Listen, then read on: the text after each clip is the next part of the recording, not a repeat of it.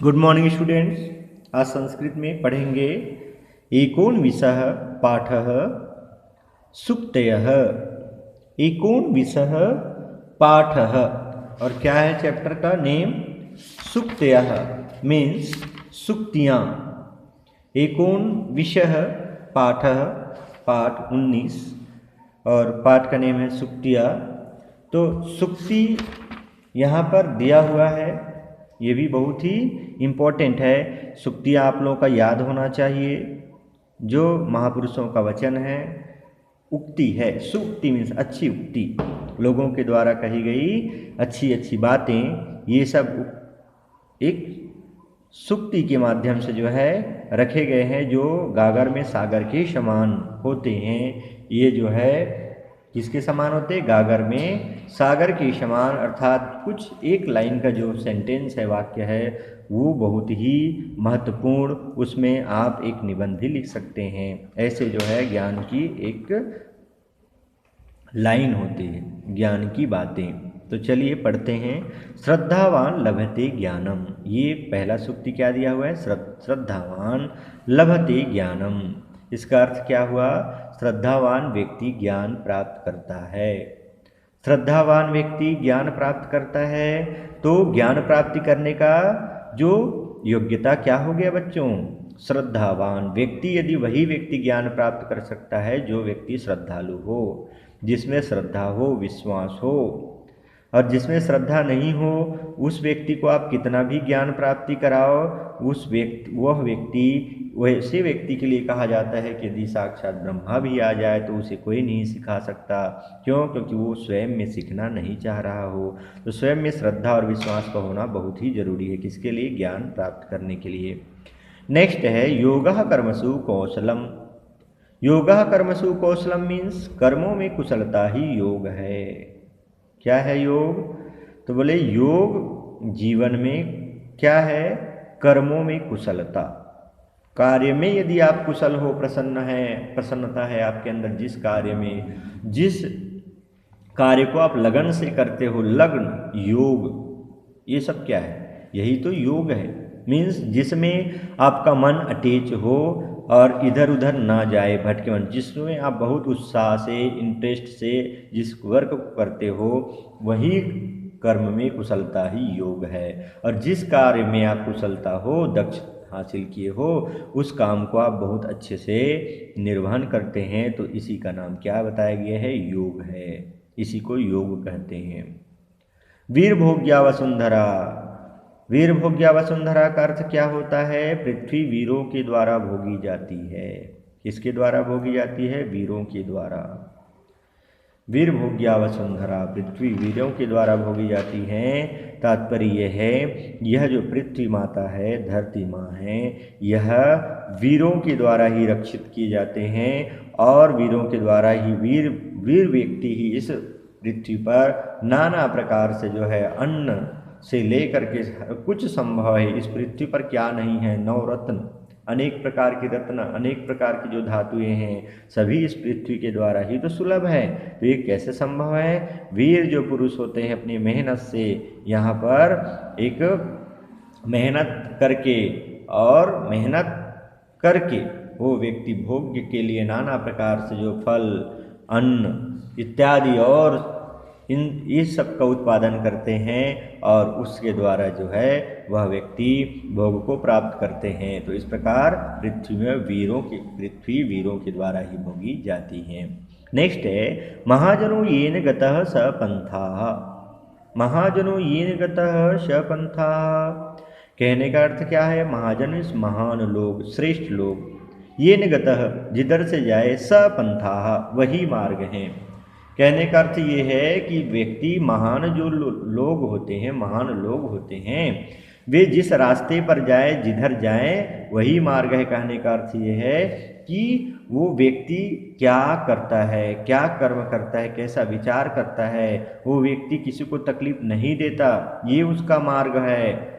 और जो महान लोग होते हैं किसी को तकलीफ नहीं पहुंचाते, महान लोग होते हैं उसका जीवन दूसरों के लिए होता है, महान जो लोग होते हैं किसी को कष्ट नहीं पहुंचाते, ये उनकी जो विचार है, कर्म है, यही मार्ग जो होता है वही क्या होता है, श्रेष्ठ मार्ग होता है। उसी को देख करके अन्य लोगों को भी ऐसा मार्ग अपनाना चाहिए, ताकि हमारा जो और अन्य जो ऐसे लोग हैं उनका जीवन भी महान बन सके।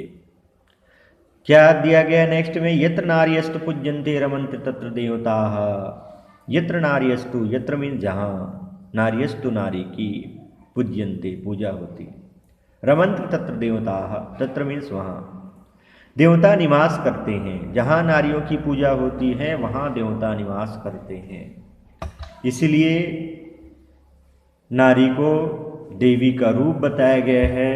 नारियों की पूजा, नारियों का सम्मान होना चाहिए, क्योंकि जहाँ नारी नहीं होती वहाँ पर, और जहाँ नारी दुखी होती है उस घर में कलह होता है और अनेक प्रकार से लोग दुख प्राप्त करते हैं। इसीलिए कहते हैं नारियों की पूजा होती है, नारियों का सम्मान होती है। जहाँ पर नारियों की सम्मान की जाती है वहाँ देवता निवास करते हैं, वहाँ सुख संपदा निवास करते हैं। इसीलिए हमारे धर्मशास्त्रों में ऐसा वक्तव्य है, कहा गया है कि नारी का सम्मान करना चाहिए। नारी को एक देवी का रूप दिया गया है, क्योंकि नारी ही है जो सृष्टि का जो संचालन में जो है एक मातृत्व का भाव और मातृत्व का पद धारण करती है, जिससे पूरी दुनिया सृष्टि का संचालन होती है। इसलिए नारी को देवी का रूप बताया गया है। इसलिए हम सभी को नारी का सम्मान करना चाहिए। नेक्स्ट है सत्यम में जयते नाडितम। सत्य की ही जीत होती है, असत्य की नहीं।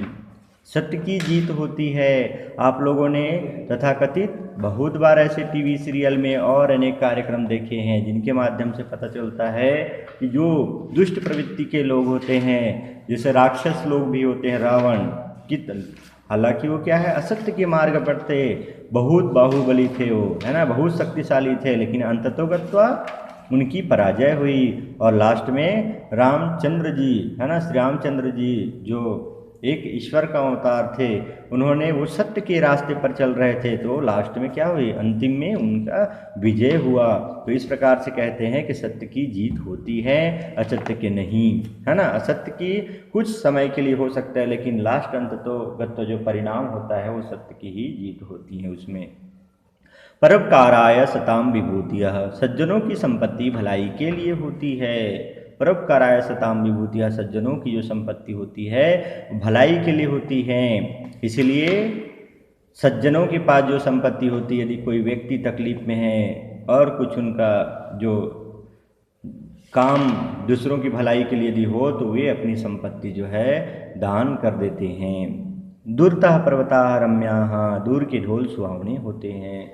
हर दूर में स्थित जो व्यक्ति होते हैं, वस्तु होते हैं, जैसे यहाँ पर दूर के ढोल सुहावने होते हैं, या दूरतः दूर से दिखने वाले सब कुछ सुंदर दिखाई देते हैं, लेकिन वास्तविक जीवन में देखा जाए तो ऐसा कुछ नहीं होता, है ना।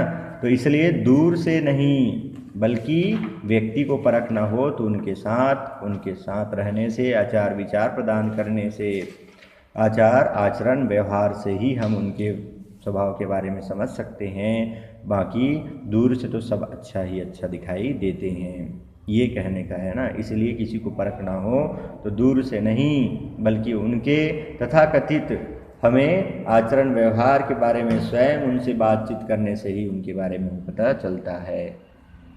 धर्मेण हीना पशुभिः समानाः। धर्मेण हीनः कहने का अर्थ यह है, धर्महीन मनुष्य पशु के समान होता है। किसके जैसे होते हैं, तो पशुहीन, पशु के समान, पशु भी समान, धर्मेण हीनः। धर्म से हीन मनुष्य पशु के समान है, क्योंकि पशु के पास भी वैसे, है ना, 2 हाथ 2 पैर 2 आँख, ये जितने मनुष्य के पास है उनके पास भी, लेकिन मनुष्य के पास जो बुद्धि है, विवेक है, ज्ञान है, ये पशु के पास नहीं है। और यदि मनुष्य धर्म का आचरण नहीं करता है तो पशु के लिए भी कोई धर्म नहीं है, तो वो पशुवत हो जाता है। इसलिए मनुष्य को धर्म से युक्त होना चाहिए, नहीं तो फिर जो व्यक्ति धर्म का पालन नहीं करता उसे पशु के समान ही समझो। लोभा पापस्य कारणम। लोभ पाप का कारण होता है। लोभा पापस्य कारणम। लोभ पाप का कारण होता है। इसलिए व्यक्ति को लोभ नहीं करना चाहिए। ओके, तो ये तो रहा आप लोगों का सुक्तियाँ। इसमें किसी भी सुक्ति में किसी को कुछ डाउट हो या समझ में नहीं आया हो तो मीटिंग में अवश्य कंसल्ट करेंगे। अभ्यास प्रश्न दिया हुआ है, कह ज्ञानम लभते। अभी आप लोगों ने पढ़ा पहले सूक्ति में क्या कि श्रद्धावान लभते ज्ञानम। उसी प्रकार देवता कुत्र रमन्ते, तो देवता यत्र नार्यस्तु पूज्यन्ते तत्र देवता रमन्ते, ये पढ़े हो आप लोगों ने ना। धर्मेण हीना नरा कीदृशा भवन्ति, अभी पढ़े जस्ट, धर्मेण हीना नरा पशुभिः समाना भवन्ति। दूरतः पर्वतः कीदृशाः दृश्यन्ते, तो दूरतः पर्वतः रम्याः दृश्यन्ते। रम्याः मीन्स सुंदर दिखाई देते हैं। पापस्य कारणम किम, पापस्य कारणम लोभा अस्ति। नेक्स्ट दिया हुआ है लभ धातु का रूप आत्मने पद में तीनों पुरुषों और तीनों वचनों में लिखिए। तो ये आप लोगों का दिया हुआ है, जैसे स्ट्रक्चर में भी यहाँ पर दिया हुआ है फार्मूला में है ना। आत्मने पद का लभ धातु में क्या हो जाएगा, बैक साइड में इसका दिया हुआ है ग्रामर पार्ट में, अलभत, अलभताम, अलभंत अन्य पुरुष है ना। प्रथम पुरुष में, मध्यम पुरुष में क्या हो जाएगा, अलभतः, अलभेथाम, अलभध्वम। उत्तम पुरुष अलभे, अलभावही, अलभामही। इस प्रकार से इसका रचना हो जाएगा। निम्नांकित शब्दों का संधि विच्छेद कर प्रकार लिखिए। नार्यस्तु, नार्यः प्लस तु विसर्ग संधि। सत्यमेव, सत्यम प्लस एव है ना, सत्यम प्लस एव। ये कौन से संधि हो जाएगा आप लोगों का, सत्यम प्लस एव, सत्यम और प्लस एव, तो ममे हलंत है तो व्यंजन संधि हो जाएगा। फिर नानितम, नानितम का क्या हो जाएगा, ना, न प्लस अनितम, न प्लस अनितम, ये दीर्घ स्वर संधि हो जाएगा। नेक्स्ट है निम्न शब्दों का वाक्य में प्रयोग कीजिए। ज्ञानम, तो श्रद्धावान लभते ज्ञानम। सताम, तो क्या हो जाएगा, परोपकाराय सताम विभूतियः। लोभः, लोभः पापस्य कारणम। जयति, तो जयति जय हे भारत माता, यस सताम जयति, स सतम जयति। ऐसा भी, और आप लोग इसको अपने वे से वाक्य में प्रयोग कर सकते हो अपने अनुसार से है ना। नेक्स्ट दिया है रिक्त स्थानों की पूर्ति कीजिए। श्रद्धावान लभते ज्ञानम, परोपकाराय सताम विभूतियः, सत्यमेव जयति नानितम, धर्मेण हीना पशुभिः समानः, दूरतः पर्वताः रम्याः। इस प्रकार से इसका अभ्यास वर्क कंप्लीट होता है।